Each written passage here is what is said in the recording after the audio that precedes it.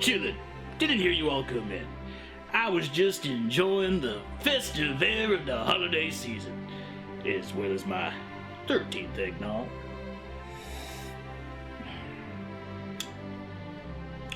Say, you chillin' wanna hear the tale of everyone's favorite anime critic review the Ranma 1/2 Christmas special now, would you? Of course you all would. Now, sit back, relax, grab yourself a hot drink, a warm blanket, and your most comforting of waifu body pillows, and you listen to your old man Sage tell you the tale of Ranma 1/2 Tendo Family Creamy Scramble.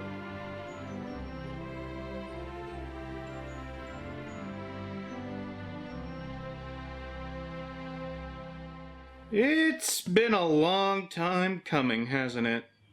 Much like how Eva has a certain inevitability to any discussion about anime, Ranma 1/2 also shares the same kind of air about it. What makes it different than the other anime franchise juggernauts, though, is that despite its immense popularity and impact on the medium, it's strangely absent from the anime landscape of today. Aside from a live-action film released in 2011, the franchise seems perfectly at ease letting itself stay where it is. Compare this with other franchises that seem to pump out remakes and updates left and right. Sailor Moon, Evangelion, Dragon Ball Z, Digimon, Tenchi, Fooly Cooly. It's just simply amazing to see Ranma maintain a foothold in the popular consciousness, if such a thing can exist in the anime fandom, without any modern interpretations or spin-offs. In other words, the lasting popularity of Ranma 1/2 is due to the original source material, which is now entering its 3rd decade of existence. Creator Rumiko Takahashi has not only done what many an author and artist have only dreamed of doing, create a work that will stand the test of time, she's done this 3 times. 2 less than satisfactory results. Sit, boy! Sit, boy!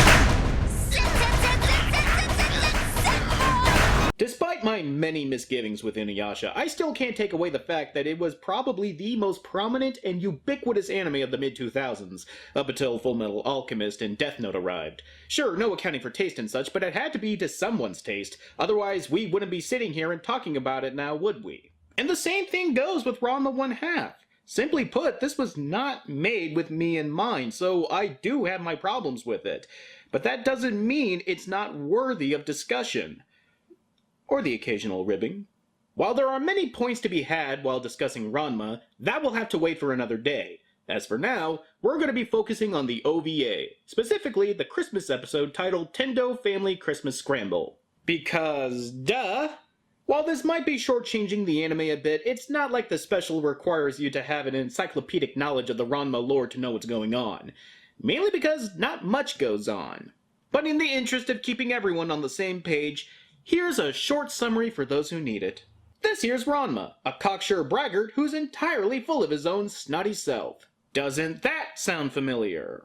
Due to an accident, him and his father now change forms whenever they get into contact with cold water, with his father turning into a panda and he turning into a biological female. Which makes him literally gender fluid. Oh. Complicating matters is that Ranma is betrothed by numerous women to be his future wife, including Akane Tendo, whom they both share a love-hate relationship. No, that's a little too weak. It's more like a love-hate relationship. Ranma! No! Wait! Akane, it's not what it looks like. It's a misunderstanding! So he says with his hand on the teacher's chest? Why, you pervert! It doesn't take long to recognize a soap opera setup when you hear it, and when love triangles form between the myriad of the nearly 10 dozen characters, it pretty much cements the title. Still, as a soap opera, it definitely has its appeals, specifically regarding to character consistency and involvement.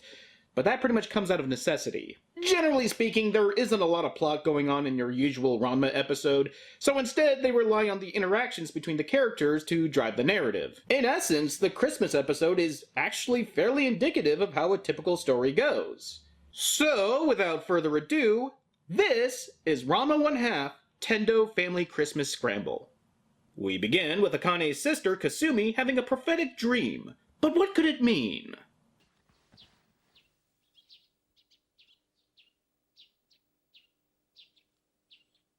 The That's right. Today is Santa Day. Either the dub actress flubbed and meant to say Saturday, or Kasumi forgot when Christmas is. Oh wait, my mistake. She forgot when Santa Day is. And no, despite this being one of Viz Media's earliest dubs, this is not them going off script. She calls it Santa's Day in the original Japanese. For some reason.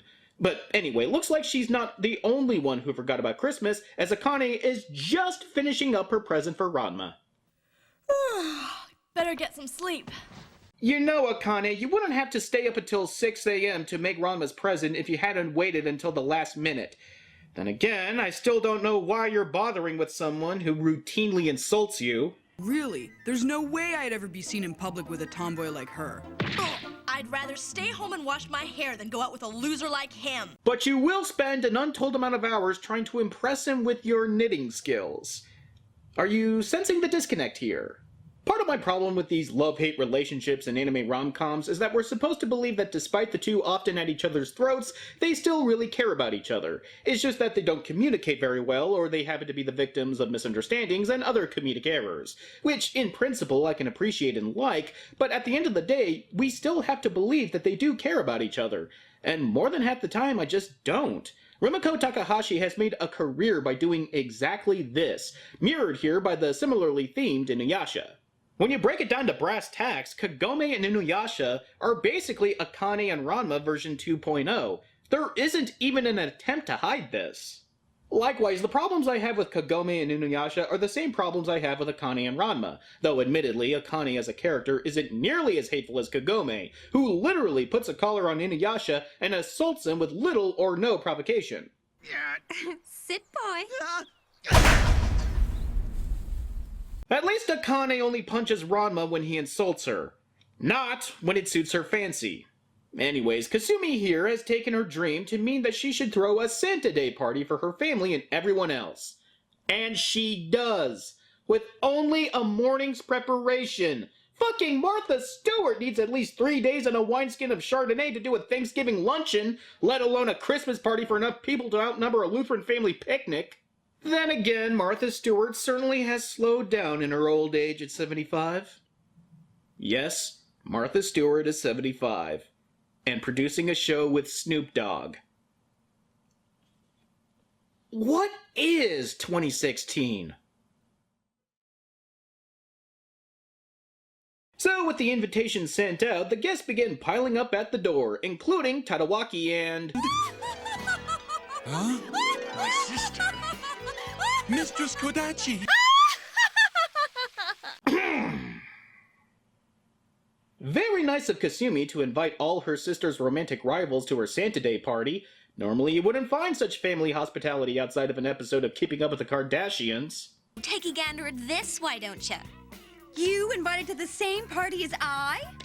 Shampoo is not only invited guest. No, but you are the only one who's rocking that stepped-off-the-boat accent. Come on, if we're gonna be racially insensitive, let's shoot for the moon!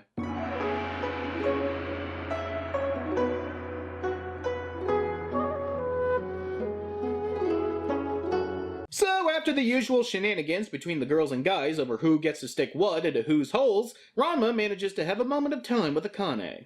A little too much, do you think? Oh yeah, look at it. Jolly Green Giant meltdown. If you'd been cooking, we'd all be in the hospital by now. So that's why you asked me to help you.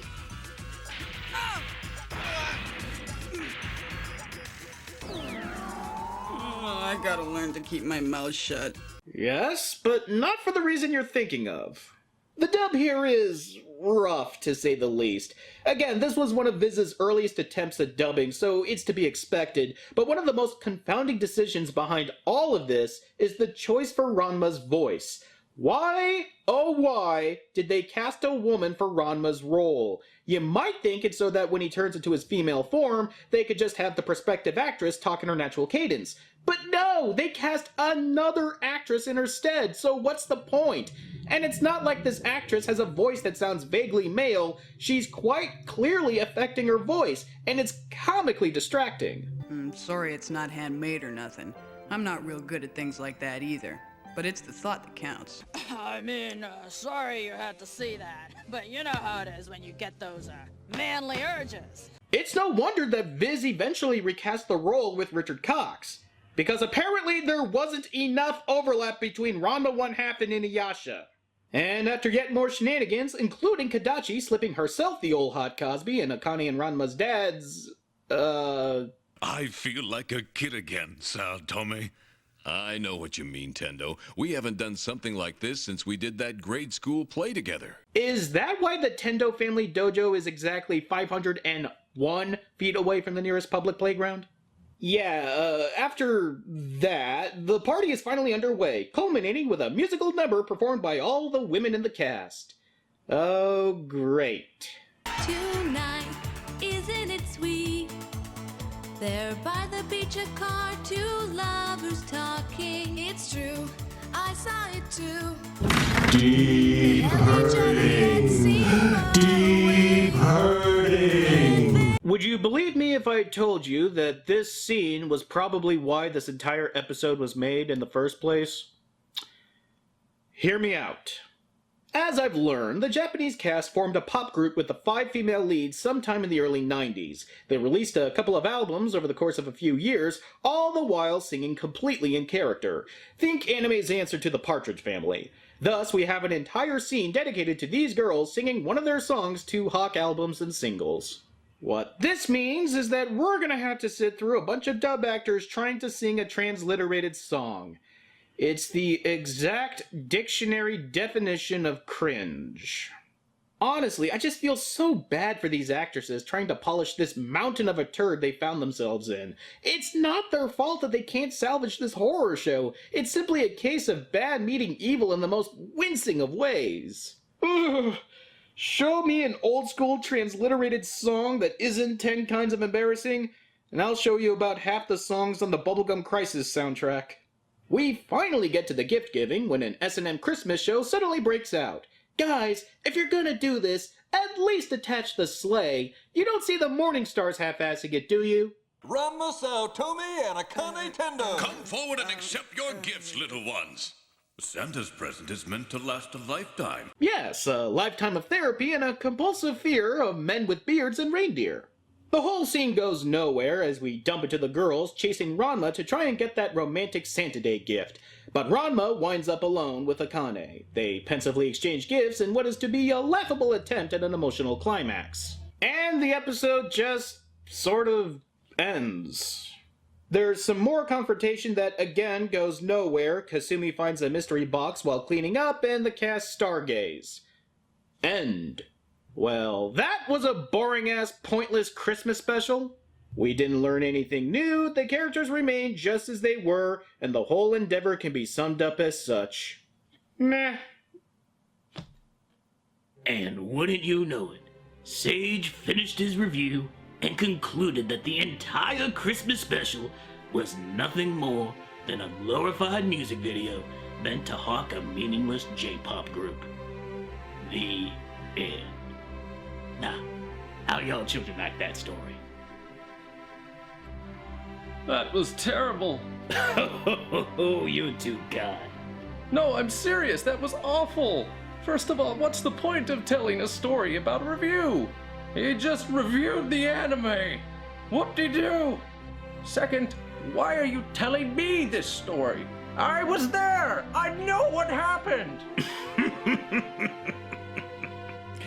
Haven't you learned by now, old man Gabe? I'm just purposefully wasting what little time you got left. But you got about as much time as I do. What are you doing, you old codger? Are you wasting your time to waste mine? That's about the gist of it. You're like the Yoshimitsu of trolling. Oh, that reminds me. Did you know it's been over 10 years since the Japanese debut of Death Note?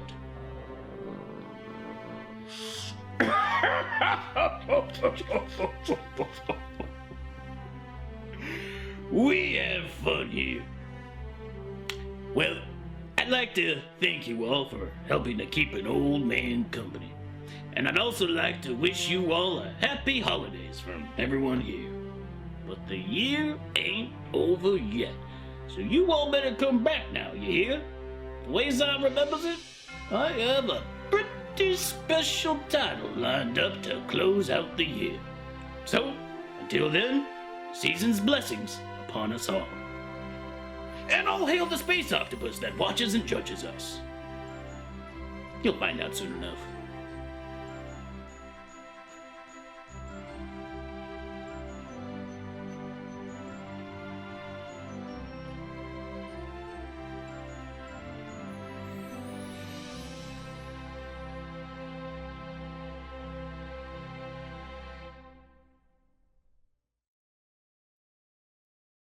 Long live your Lord High Regent Sage! Long live Benetopia!